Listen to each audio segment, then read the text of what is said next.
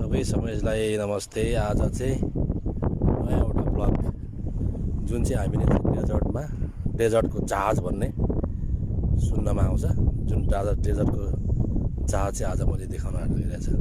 यो चाहिँ प्रायः जस्तो डेजर्टमै बस्छन्। यो डेजर्टमा बस्ने जहाज चाहिँ तपाईँले यस्तो देख्नुहुन्छ, डेजर्टको जहाज बाँधेका छन्। यो चाहिँ असलमा हो चाहिँ ऊँट, यो ऊँट हो। यो चाहिँ डेजर्टको जहाज भनेर यसलाई सबैले सुन्नमा आउँछ। यसको खुट्टा चाहिँ यस्तो हुँदो रहेछ। यो चाहिँ यो हेर्दा चाहिँ गाई बस्तुको जस्तो, तर यसको चाहिँ खुर्नो हुँदो रहेछ।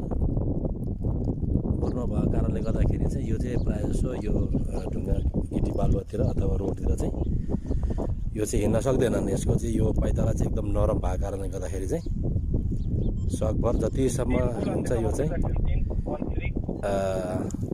बालुवा मात्र हिँड्ने हो। यो यसले चाहिँ यसको टोइलेट चाहिँ कस्तो हुँदो रहेछ भने यो ठ्याक्कै घोडाको जस्तो हुँदो रहेछ।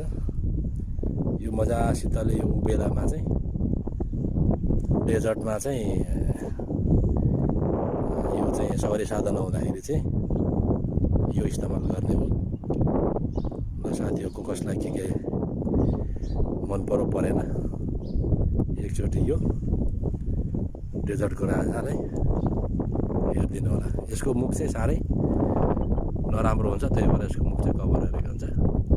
कान चाहिँ यत्रो ज्यान चाहिँ यत्रो ठुलो, तर कान चाहिँ सानो मुसा जस्तो हुन्छ है।